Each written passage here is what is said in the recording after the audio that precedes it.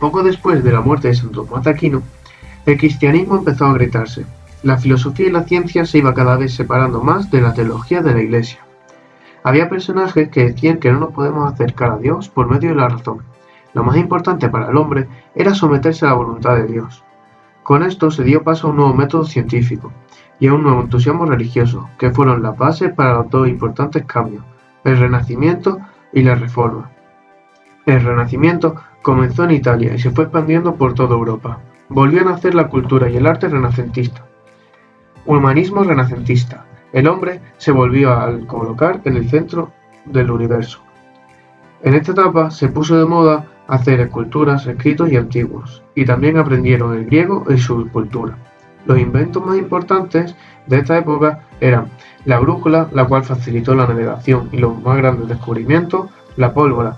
Los europeos fueron superiores militarmente a los demás gracias a este invento. Imprenta. Fue importante en cuanto a la difusión de las nuevas ideas de los humanistas renacentistas, y la Iglesia perdió su monopolio como transmisor del conocimiento, y el catalejo, importante para el desarrollo de la astronomía. En los cambios económicos culturales podemos encontrar la creación de la economía monetaria. Fue creada por la burguesía, que antiguamente eran los artesanos y los comerciantes emprendedores. Aquí es cuando las necesidades humanas empezaron a poder comprarse, y aquellos burgueses se separaron de los señores feudales y del poder de la Iglesia. En la nueva visión renacentista del hombre tuvieron una nueva fe en el ser humano y su valor, y se pusieron al propio ser humano como punto de vista. Un hombre renacentista es aquella persona que participa en todos los campos de la vida, del arte y de la ciencia, y la nueva visión del hombre se manifiesta por el interés de la anatomía del cuerpo humano. Con esto, los hombres que posaban para los cuadros o para las esculturas ya perdían la vergüenza y empezaron a hacer cuadros y esculturas desnudos. En el ambiente vital se decía que el ser humano no existía solamente para Dios, sino que Dios había creado el ser humano para el propio ser humano. Hubo un nuevo concepto de la naturaleza, en el que el hombre se sentía bien con su existencia y dejó de considerar la vida de la tierra como una mera preparación para la vida en el cielo. Y esto creó una nueva actitud ante el mundo físico. También se floreció un pensamiento antihumanista, el cual principalmente los tenían las personas eclesiásticas. Esas personas seguían un procedimiento contra brujas, las cuales las quemaban, y también estaban en contra de las guerras sangrientas entre religiones. Y también no les gustaba mucho la idea de la conquista de América. Mide lo que se pueda medir, y lo que no se pueda medir, alza lo medible, dijo Galileo Galilei, uno de los científicos más importantes del siglo XVII. También dijo que el libro de la naturaleza está escrito en un lenguaje matemático. La primera fase fue un método científico que abrió el camino a la revolución técnica, y el proceso técnico abrió el camino a todos los inventos de después. La naturaleza no era solo algo de lo que el hombre formaba parte, sino que se podía utilizar y aprovechar. Saber es poder, dijo el filósofo inglés Francis Bacon, subrayado de este modo la utilidad práctica del saber. La apertura técnica se inició en el Renacimiento, derivó hacia telares mecánicos y desempleo, medicina y nuevas enfermedades. También dijo que la velocidad de los planetas es mayor cuando están más cerca del Sol y que un planeta se mueve más lentamente cuando se va alejando del Sol. Kepler fue el primero en opinar de que la Tierra es un planeta en igualdad con los demás planetas. En 1543 se publicó un libro llamado Sobre las revoluciones de las orbes celestes, escrito por el astrónomo polaco Copérnico, que murió el mismo día de su publicación. Copérnico sostuvo que no era el Sol el que giraba en órbita alrededor de la Tierra, sino al revés. El que los hombres hubieran pensado este hecho, que el Sol se movía en una órbita alrededor de la Tierra, se debía simplemente a que la Tierra gira alrededor de su propio eje. Señaló que todas las observaciones de los astros eran mucho más fáciles de comprender si se suponía que tanto la Tierra como los demás planetas se movían en órbitas circulares alrededor del Sol. Esto es denominado visión heliocéntrica del mundo, es decir, todo gira alrededor del Sol. No es una visión correcta del mundo. Copérnico creía además que la Tierra y los demás planetas hacían movimientos circulares alrededor del Sol, pero no es así. No obstante, a principios del siglo XVII, el astrónomo alemán Kepler presentó los resultados de unas extensas observaciones que demostraban que los planetas recorrían órbitas elípticas o ovaladas. Kepler vivió casi al mismo tiempo que el científico italiano Galileo Galilei, que también observaba los astros desde su telescopio. Estudió los cráteres de la Luna e hizo ver que ésta tenía montañas y valles al igual que la Tierra. Galileo descubrió además que Júpiter tenía 4 lunas.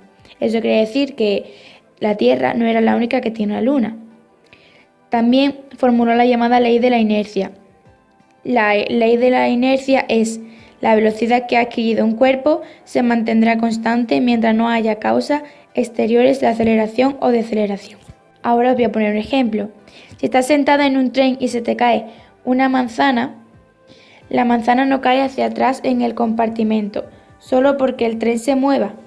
Cae directamente al suelo, y eso se debe a la ley de la inercia.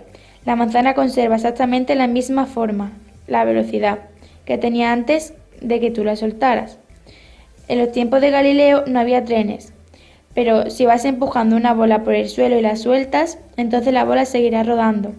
Se conserva la velocidad también después de que sueltes la bola. Al final se para.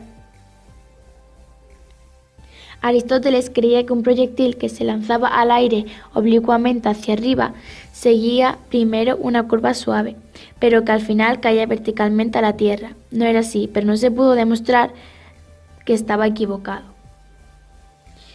Entre todos los descubrimientos científicos de la historia de la humanidad, este es uno de los más importantes.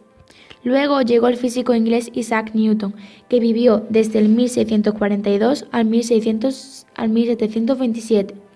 Él fue quien aportó la descripción definitiva del sistema solar y de los movimientos del planeta.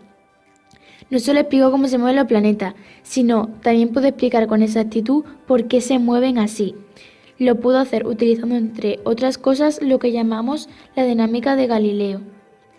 Kepler había señalado que debía existir una fuerza que hacía que los astros se atrajeran unos a otros. Kepler también pensaba que la marea alta y la marea baja, es decir, el que la superficie del mar suba y baje, tenía que deberse a algunas fuerzas de la Luna. Y es verdad, aunque Galileo lo rechazaba. Se burlaba de que Kepler había dado su consentimiento a la idea de que la Luna domina el agua.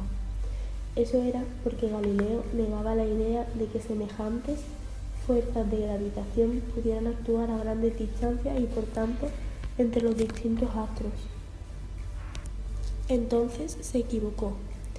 Y resulta curioso en él porque tenía mucho interés por la gravedad de la Tierra y por la caída de los cuerpos a la Tierra. Además, había señalado cómo varias fuerzas pueden dirigir los movimientos de un cuerpo. Nos explica la ley de gravitación universal. Dice que cualquier objeto atrae a cualquier otro objeto con una fuerza que aumenta cuanto más grandes sean los objetos y que disminuye cuanto más distancia haya entre ellos. Por ejemplo, que hay una mayor atracción entre 2 elefantes que entre 2 ratones y que hay una mayor atracción de elefantes en el mismo zoológico que entre un elefante indio y otro africano. Newton señaló que la atracción o gravitación es universal, es decir, que tiene la misma validez en todas partes, también en el espacio entre los astros. Se dice que esta idea se le ocurrió una vez que estaba sentado bajo un manzano, al ver caer una manzana del árbol. Tuvo que preguntarse si la luna era atraída hacia la Tierra por la misma fuerza y si era por eso por lo que la luna seguía dando vueltas y vueltas alrededor de la Tierra eternamente. Exacto. Las dos fuerzas son constantes y las dos actúan al mismo tiempo, por eso la Luna seguirá en su órbita alrededor de la Tierra. Y es precisamente esa la sencillez, la que quería destacar Newton. Señaló que algunas leyes físicas tienen validez en todo el universo. En cuanto a los movimientos de los planetas, solo había utilizado dos leyes ya señaladas por Galileo. Una era la ley de la inercia, que en palabras de Newton dice así: todo cuerpo sigue su estado de reposo o de movimiento rectilíneo uniforme mientras no sea obligado a dejar ese estado por la acción de fuerzas exteriores. La otra ley la había demostrado Galilei con canicas sobre un plano inclinado. Cuando dos fuerzas actúan al mismo tiempo sobre un cuerpo, los cuerpos se moverán en una órbita elíptica. Y con eso, Newton pudo explicar por qué todos los planetas giran en torno alrededor del Sol.